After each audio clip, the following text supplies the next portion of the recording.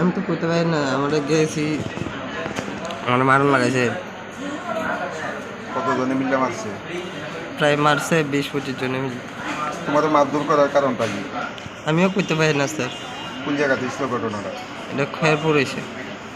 পরে হাসপাতালে কে আনছে? হাসপাতালে থানাতে দিয়ে গেছে।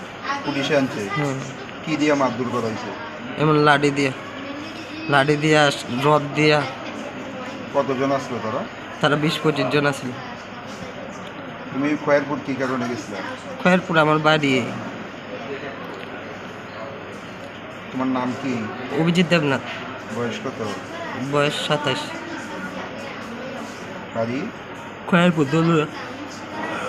পুলিশে জানাইছো নি? মানে মামলা টামলা করছো নি? না। করবা? মামলা করবা?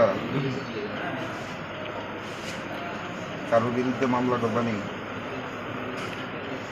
মামলা আমার তো লুকই নাই তো। বাড়িতে কে কে আছে? শুধু জেঠু আছে, জেঠুর অচল বিকলাঙ্গ। মা বাবা? নাই, মারা গেছে।